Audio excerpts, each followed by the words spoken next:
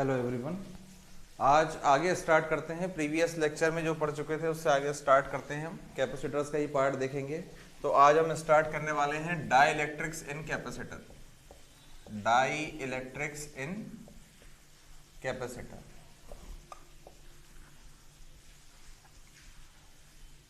Die electrics in capacitors. तो dielectrics in capacitor से क्या मतलब, डाई इलेक्ट्रिक्स इन कैपेसिटर से क्या मतलब है, इसके ऊपर एक लंबा डिस्कशन चलने वाला है हमारा। देखें, सबसे पहले एक जनरल डिस्कशन। पहली चीज कि ये डाई इलेक्ट्रिक्स होते क्या हैं, डाई इलेक्ट्रिक्स से क्या मतलब है। तो डाई इलेक्ट्रिक्स कुछ बुक में दिया हुआ है कि इंसुलेटर्स होते हैं, कुछ में बोलेगा कि नॉन कंडक्टर्स होते हैं। तो एग्जैक्टली देखा जाए बिल्कुल करेक्ट तरीका क्या होगा लिखने का, उसको नॉन कंडक्टर्स। कुछ प्रॉपर्टीज होंगी इंसुलेटर्स की तरह, सेमीकंडक्टर्स की तरह भी कुछ प्रॉपर्टीज होंगी, पर लेकिन एग्जैक्टली हम इसको कौन सी कैटेगरी में रखने वाले हैं, नॉन कंडक्टर। जैसे क्या क्या होता है, इलेक्ट्रॉन के मोशन के बेसिस पे अगर हम मटेरियल को डिवाइड करें तो एक होता है कंडक्टर्स, एक होता है इंसुलेटर्स, और क्या होगा, और होगा सेमीकंडक्टर्स। ऐसे अलग अलग कैटेगरी में हम रख सकते हैं। इलेक्ट्रॉन के मोशन के बेसिस पे हम इस तरीके से डिवाइड करते हैं।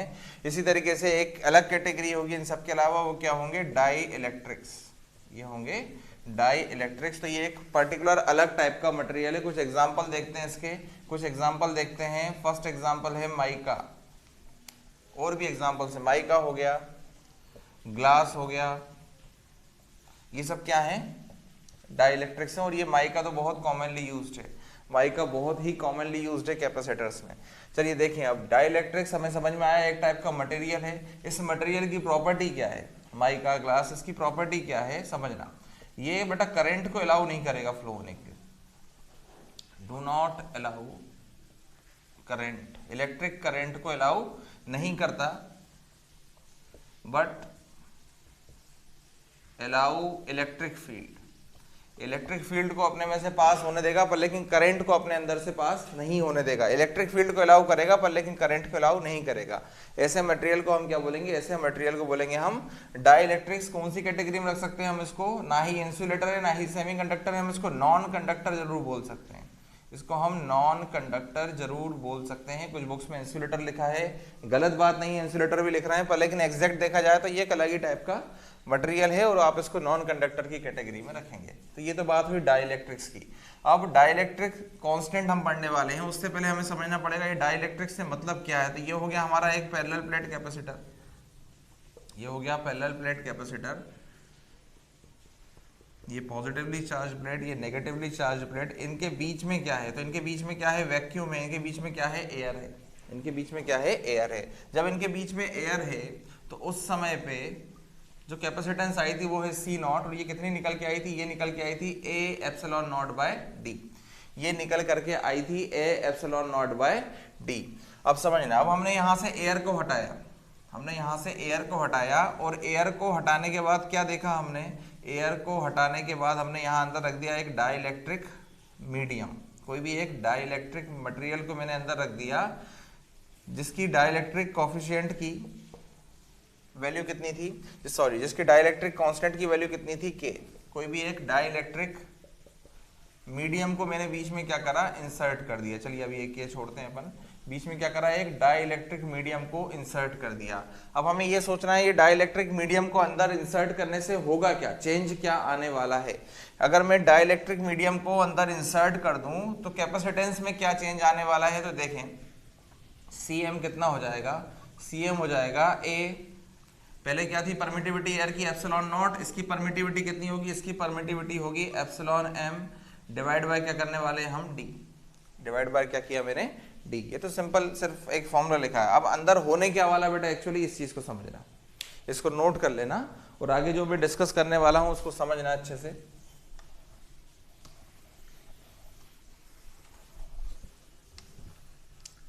समझे, अगर डाइलेक्ट्रिक मीडियम अंदर आ जाएगा, इन प्लेट्स के बीच में मैंने डाइलेक्ट्रिक मीडियम को लगा दिया, तो हो क्या रहा है इस बात को समझना। ये है positively charge plate, positively charge plate के कारण डाइलेक्ट्रिक मीडियम में इलेक्ट्रिक फील्ड को तो अलाउ करता है ये, तो यहाँ पे क्या हो जाएगा, पोलराइजेशन हो जाएगा। पॉजिटिव चार्ज के कारण डाइलेक्ट्रिक मीडियम में क्या हो जाएगा, पोलराइजेशन हो जाएगा, और नेगेटिव चार्ज के कारण यहाँ कौन से चार्ज डेवलप हो जाएंगे, पॉजिटिव चार्जेस डेवलप हो जाएंगे। यहाँ पे कौन से चार्जेस डेवलप हो जाएंगे, पॉजिटिव चार्जेस डेवलप हो जाएंगे। अब पहले इलेक्ट्रिक फील्ड कितनी थी, जब ये इलेक्ट्रिक मीडियम, जब ये डाइलेक्ट्रिक मीडियम यहाँ नहीं था, उस समय इलेक्ट्रिक फील्ड की वैल्यू कितनी थी, ई नॉट। उस समय पे इलेक्ट्रिक फील्ड की वैल्यू कितनी थी, ई नॉट, जब ये डाई इलेक्ट्रिक मीडियम यहाँ पे नहीं था। अब ये डाइलेक्ट्रिक मीडियम यहाँ पे आ गया तो इसमें क्या हुआ, पोलराइजेशन हो गया, और पोलराइजेशन के कारण क्योंकि अलाउ करता है इलेक्ट्रिक फील्ड को अंदर से, तो positive to negative, positive to negative, ये क्या मान लेता हूं मैं, ई एम, कितना मान लिया मैंने, ई एम। तो ई नॉट इस डायरेक्शन में, ई एम इस डायरेक्शन में, दोनों एक दूसरे को इफेक्ट को क्या करने वाले हैं, दोनों एक दूसरे के इफेक्ट को करने वाले हैं कैंसिल। सपोज करें ई नॉट की वैल्यू, सपोज करें ई नॉट की वैल्यू कितनी थी, 100, तो ई एम उसको क्या करने वाला, उस वैल्यू में कुछ सब्ट्रैक्ट करने वाला, सपोज करो 40 कर दिया तो क्या हो गया ये 60। तो डाइलेक्ट्रिक मीडियम बीच में लाने से क्या हो रहा है, इलेक्ट्रिक फील्ड की वैल्यू कम हो रही है, और अगर इलेक्ट्रिक फील्ड की वैल्यू कम हो रही है, bye inserting dielectric medium in between plates,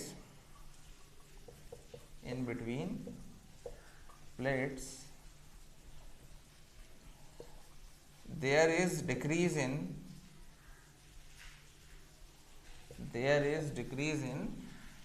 value of electric field. Electric field की वैल्यू में क्या आ रहा है, डिक्रीज आ रहा है, किस कारण से, डाइलेक्ट्रिक मीडियम को अंदर रखने के कारण। क्लियरली विजिबल है बेटा, देखो ये ई नॉट कितना था, 100 था, इस डायरेक्शन में क्या था, ई एम, दोनों ने एक दूसरे के इफेक्ट को क्या करा, फोर्सेस को क्या करा, कैंसिल आउट किया, कितना बचा, जो होना चाहिए था 100 वो कितना हो गया, 60। मतलब ई की वैल्यू क्या हो रही है, डिक्रीज हो रही है, ई की वैल्यू क्या हो रही है, डिक्रीज हो रही है। और अगर ई की वैल्यू डिक्रीज हो रही होगी तो वी के ऊपर क्या असर पड़ेगा, if E decreases then V also decreases. अगर ई डिक्रीज करेगा तो वी भी क्या करेगा, डिक्रीज करेगा। समझ में आ रही बात, इलेक्ट्रिक फील्ड डिक्रीज हो रही है, क्या कारण है उसका, ये पोलराइजेशन है उसका कारण। तो पोलराइजेशन के कारण इलेक्ट्रिक फील्ड डिक्रीज हुई, इलेक्ट्रिक फील्ड डिक्रीज हुई तो पोटेंशियल भी क्या हुआ, डिक्रीज हुआ, और अगर पोटेंशियल डिक्रीज हुआ तो कैपेसिटेंस क्या हुआ, कैपेसिटेंस इंक्रीज हुआ। पोटेंशियल कम हुआ तो क्या हुआ, कैपेसिटेंस इंक्रीज हुआ, सीधी बात है। समझ में आया होगा, नहीं आया तो बेटा कमेंट सेक्शन में बताएं। समझ में आ गया अच्छे से तो चैनल को लाइक कर दें, वीडियो को लाइक कर दें। ठीक है बेटा, देखें क्या हुआ है, फिर से एक बार समझाते हैं। इंसर्ट करने से इलेक्ट्रिक फील्ड की वैल्यू कम हुई, क्लियरली मैंने अभी आपको एक एग्जांपल से समझाया क्यों हुआ। इलेक्ट्रिक फील्ड कम हुई तो पोटेंशियल डिक्रीज हुआ, क्योंकि रिलेशन होता है V equals to EDR, V equals to EDR relation है हमारे पास। तो V इज डायरेक्टली प्रोपोर्शनल क्या है, E डिक्रीज हुआ तो V भी क्या होगा, डिक्रीज होगा, और V डिक्रीज होगा तो C क्या होगा, कैपेसिटेंस क्या होगा, इंक्रीज होगा। लास्ट टॉपिक में हमने पढ़ा कैपेसिटेंस क्या होगा, इंक्रीज होगा।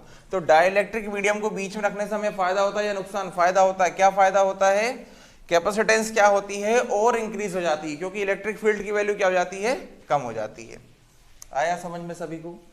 पहले क्या थी, मीडियम एयर थी, एयर के लिए जो पोटेंशियल की रिक्वायर्ड थी ब्रेक डाउन करने के लिए, तो ब्रेक डाउन क्या हो जाता है यहाँ पे, और ज्यादा जो ब्रेक डाउन पोटेंशियल की वैल्यू है वो क्या होगी, और ज्यादा इंक्रीज हो जाएगी अगर हम बीच में क्या रख दे, कोई मटेरियल को रख दे। तो अब ये दो प्लेट्स है, दो प्लेट्स के बीच में क्या है, एयर है, मैंने कोई दूसरा मीडियम रख दिया। अब इसको इस फील्ड को ब्रेक डाउन करने के लिए क्या चाहिए, पोटेंशियल हाई चाहिए, पोटेंशियल हाई चाहिए, तो क्या हो जाएगा, चार्ज हमारे पास ज्यादा स्टोर होते जाएगा।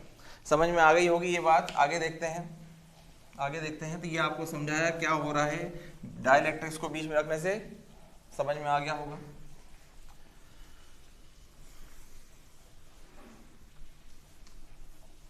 ठीक है, अब देखते हैं हम आगे जो हमने लिखा था Cm और C0। तो डाइलेक्ट्रिक को रखने से एक चीज तो हमें समझ में आ गई, अगर डाइलेक्ट्रिक को हम बीच में रख रहे हैं दोनों प्लेट्स के, तो कैपेसिटेंस क्या हो रही है, इंक्रीज हो रही है। चलिए C0 कितना था, C0 था A epsilon nought by D, और Cm कितना होगा, Cm होगा A epsilon nought M by D। जो रेशो होता है बेटा, जो रेशो होता है, अगर हम बीच में डाइलेक्ट्रिक मीडियम रख दें तो Cm कितना इंक्रीज हो जाएगा, मैंने मान लिया Cm इंक्रीज हो जाएगा K times of C0, Cm increase हो जाएगा K टाइम्स ऑफ C0। समझे, पहले ये दो प्लेट्स थे, बीच में कुछ भी नहीं था, कैपेसिटेंस कितना था, C0 था। अब क्या करा मैंने, अब यहाँ पे मैंने बीच में एक डाइलेक्ट्रिक मीडियम रख दिया तो कैपेसिटेंस कितना हो गया, कैपेसिटेंस हो गया Cm, और Cm हो गया तो बीच में लाने से क्या हुआ होगा, कैपेसिटेंस इंक्रीज हुआ होगा, तो मैंने क्या मान लिया, वो K टाइम्स इंक्रीज हो गया C नॉट के, Cm जो है वो K टाइम्स इंक्रीज हो गया C नॉट के, तो K इक्वल्स टू क्या हो जाएगा, तो K इक्वल्स टू हो जाएगा Cm अपॉन C नॉट। ये जो रेशो है इसको क्या बोलता हूं मैं, डाइलेक्ट्रिक कांस्टेंट K, इसको मैंने बोला डाइलेक्ट्रिक कांस्टेंट K। अंडरस्टैंडिंग के लिए बेटा इतना समझना जरूरी था। K इक्वल्स हो जाएगा Cm अपॉन C नॉट, ये जो रेशो होता है इसको क्या बोलते हैं हम, डाइलेक्ट्रिक कांस्टेंट K। अभी देखिए आप और इंटरेस्टिंग चीजें हमें यहाँ देखने को मिलेंगी। अगर मैं इस रेशो का यूज करके और फॉर्मूले बनाता हूँ, K equals to Cm upon C nought, Cm की वैल्यू रख देता हूँ A epsilon m by d upon A epsilon nought by d। d क्या है, इन दोनों के बीच की डिस्टेंस, तो डिस्टेंस को तो मैं चेंज कर नहीं रहा हूँ। अच्छा ध्यान रखना यहाँ पे ये जो प्लेट है कैसी है, पूरी फिल्ड है, जो स्पेस है वो कैसा है, पूरा फिल्ड है, मतलब डाइलेक्ट्रिक मीडियम पूरा इसको इस तरीके से कवर कर रहा है दोनों प्लेट्स को। तो डिस्टेंस कितनी है दोनों के बीच की, d कैंसिल, एरिया से एरिया कैंसिल, क्या बचा अपने पास, epsilon m upon epsilon naught. और क्या ये रिलेटिव परमिटिविटी का फॉर्मूला बन गया, देखें आप इस रेशो को क्या बोलते थे हम, रिलेटिव परमिटिविटी, ये क्या आ गया, एप्सिलॉन r। तो K का मुझे एक और फॉर्मूला मिल गया, पहला फॉर्मूला था Cm अपॉन C नॉट, दूसरा फॉर्मूला क्या मिल गया मुझे, Em अपॉन एप्सिलॉन नॉट, दूसरा रेशो क्या मिल गया, epsilon m upon epsilon naught. और फॉर्मूले बनेंगे, देखते जाएं, सबको मैं वहां लिखते जाऊंगा वन बाय वन, और भी कुछ निकलेगा। इस रेशो को हम बोलते हैं रिलेटिव परमिटिविटी की वैल्यू K के हमेशा क्या होगी, इक्वल होगी। यहां से ये चीज हमें समझ में आ गई। और देखते हैं बेटा आगे, और एक रेशो देखते हैं हम। चलिए Cm क्या होगा फॉर्मूला, सीधे हम एक जनरल फॉर्मूला यूज करते हैं, C equals to Q by V। C nought के लिए भी क्या होगा, Q बाई V।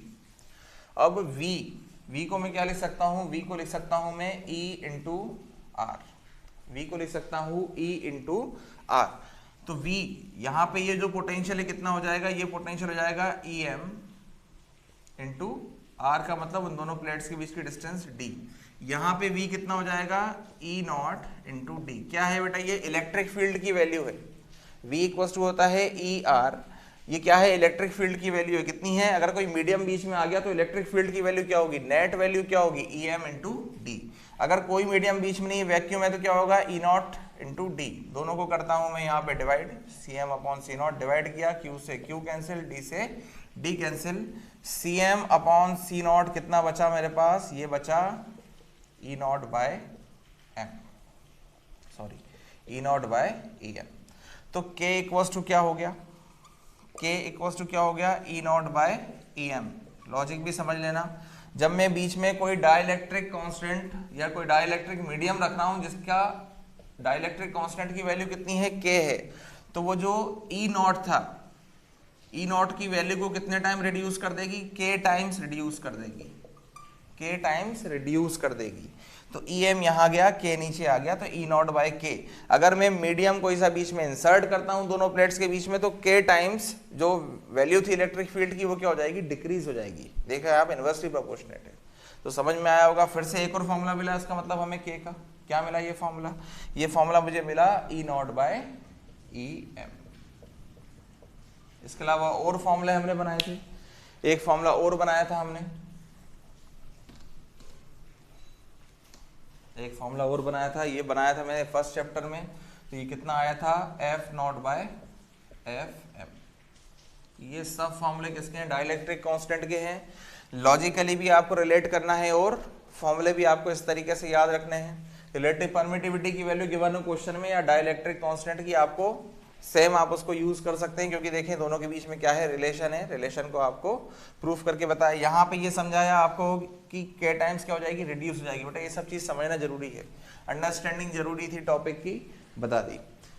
क्लियर है, अगर डाउट हो तो कॉल कर लें आप, ठीक है, नोट करें इस चीज को। आगे देखेंगे, आगे बेटा कई बार क्वेश्चन आ जाते हैं इसके पार्शियली फील्ड के। अभी क्या था, जो के था, जो भी मीडियम है, ये कोई भी एक डाइलेक्ट्रिक मीडियम है, इसके डाइलेक्ट्रिक कांस्टेंट की वैल्यू कितनी होगी के, ऐसे हर एक के लिए क्या होगी अलग अलग होगी। तो कई बार ये क्या माना था मैंने, प्लेट्स को कंप्लीटली फिल किया था, बीच का जो स्पेस था उसको कंप्लीटली फिल किया था। कई बार क्वेश्चन आ जाता है कि पार्शियली फिल्ड होगा तो क्या होगा, क्वेश्चन आ जाता है कि पार्शियली फिल्ड होगा तो क्या होगा। तो ये सब चीज बेटा अपन न्यूमेरिकल पार्ट में कवर करेंगे, उसी समय कुछ डेरिवेशन करवा दूंगा मैं और उसी समय कुछ प्रीवियस ईयर के क्वेश्चंस भी करवा दूंगा। तो ये सारा जो एक्स्ट्रा पार्ट है, इसके अलावा जो आगे डेरिवेशंस होंगे उसको मैं क्वेश्चंस में कवर करने वाला हूँ, अभी आपको यहाँ तक नोट करना है। और कुछ चीजें आपको ध्यान में रखनी है, कुछ चीजें आपको ध्यान में रखनी है, जैसे के की वैल्यू वाटर के लिए कितनी होती है, के की वैल्यू अगर बीच में दोनों के वाटर फिल है तो के की वैल्यू होगी 80, स्टैंडर्ड वैल्यूज हैं, कैलकुलेशन किया गया है। के फॉर वैक्यूम, अगर एयर है या वैक्यूम है तो के की वैल्यू कितनी होगी, के की वैल्यू होगी 1, क्योंकि देखें आप EM equals to E nought by K. तो EM कौन सा मटेरियल फिल कर दिया मैंने, एयर, यानी कि क्या रहेगा ई नॉट ही तो रहेगा, एयर है मतलब क्या है ई नॉट है, तो के इक्वल्स टू कितना जाएगा 1 आ जाएगा। तो के कितना आ गया 1। एक बहुत इंपॉर्टेंट पॉइंट सुनिएगा अच्छे से, वैक्यूम के लिए होता है 1, वाटर के लिए होता है 80, मेटल्स के लिए कितना होगा, मेटल्स या फिर हम बोले कंडक्टर्स, मेटल्स या कंडक्टर्स के लिए ये कितना होगा, तो मेटल्स या कंडक्टर के लिए के कितना होगा, मेटल्स या कंडक्टर के लिए के होगा इन्फिनिटी, मेटल्स या कंडक्टर के लिए के कितना होगा इन्फिनिटी होगा। क्यों होगा ऐसा, वाई, बेटा कई बार क्वेश्चन आ जाता है सीबीएसई एग्जामिनेशन में कि ऐसा क्यों है, वाई। चलिए इसको आज अपन लाइव सेशन में डिस्कस करेंगे क्यों होता है ऐसा, तब तक आप इसको सर्च करके रखें कि भाई ऐसा क्यों हो रहा है। मेटल्स की जो के की वैल्यू है, मेटल्स या कोई कंडक्टर्स है उनके के की वैल्यू इन्फिनिट क्यों आ रही है, ये अपन लाइव सेशन में देखेंगे आज, इसको आप सर्च करके रखें, देखें। आगे देखेंगे हम, ये हमारा टॉपिक एंड हुआ अभी, डाइलेक्ट्रिक्स। समझ में आ गया होगा बेटा, मीनिंग इतना टफ नहीं है। डाइलेक्ट्रिक्स जब भी रखेंगे हम बीच में, के टाइम्स कैपेसिटेंस क्या हो जाएगी, इंक्रीज हो जाएगी, के टाइम्स कैपेसिटेंस इंक्रीज हो जाएगी। तो कोई भी मीडियम अगर हमने बीच में इंसर्ट कर दिया तो फॉर्मूला क्या हो जाएगा, फॉर्मूला हो जाएगा Cm equals to C nought, तो कितने टाइम बढ़ा दिया के टाइम्स, यानी कि K A epsilon nought by D. इसका भी यूज करने वाले अपन आगे। अगर बीच में कोई मीडियम आ गया जिसका डाइलेक्ट्रिक कांस्टेंट क्या था, ये बीच में एक मीडियम लगा दिया जिसका डाइलेक्ट्रिक कांस्टेंट था हमारे पास के, तो कैपेसिटेंस कितनी हो जाएगी, K A epsilon nought by D. अगला टॉपिक स्टार्ट करते हैं हम, एनर्जी स्टोर्ड इन कैपेसिटर। तो एनर्जी जो कैपेसिटर में स्टोर रहेगी वो कहाँ लाई करेगी, तो वो लाई करेगी इलेक्ट्रिक फील्ड में, वो लाई करेगी डाइलेक्ट्रिक्स में। जो भी एनर्जी स्टोर्ड होगी वो लाई करेगी इलेक्ट्रिक फील्ड में और डाइलेक्ट्रिक्स में। चलिए देखें कैसे करेंगे हम इसका कैलकुलेशन, कैसे कैलकुलेट करेंगे कितनी एनर्जी स्टोर्ड है। तो ये पॉजिटिव प्लेट हो गई हमारी जिसको हमने चार्ज दिया है, ये हमारी सपोर्टिंग प्लेट हो गई।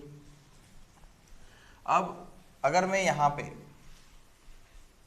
V पोटेंशियल दूं या dV पोटेंशियल दूं, पोटेंशियल कितना दिया मैंने dV, तो कितना चार्ज स्टोर हो रहा है इसके अंदर, Q चार्ज स्टोर हो रहा है।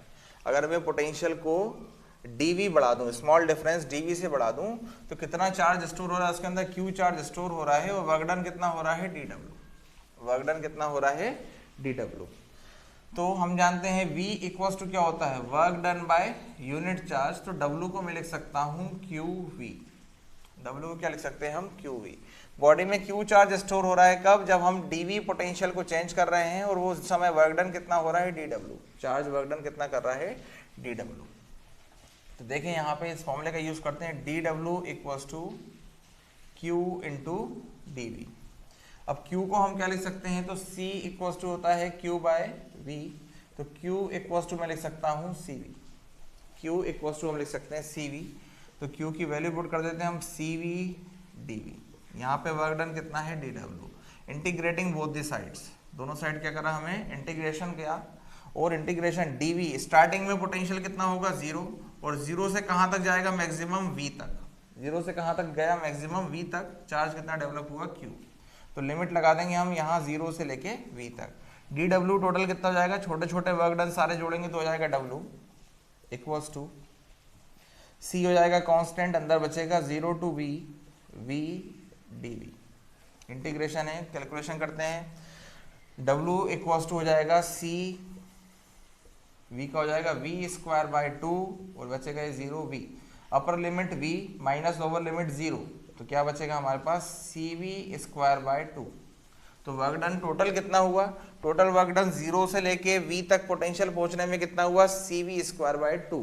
जितना बॉडी ने वर्क डन किया उतनी उसके पास क्या होगी, एनर्जी होगी। तो W को मैं कर दे रहा हूँ Q। जितना वर्क डन किया उतनी ही क्या होगी, बॉडी के पास एनर्जी होगी। तो एनर्जी कितनी स्टोर्ड हुई, हाफ CV स्क्वायर।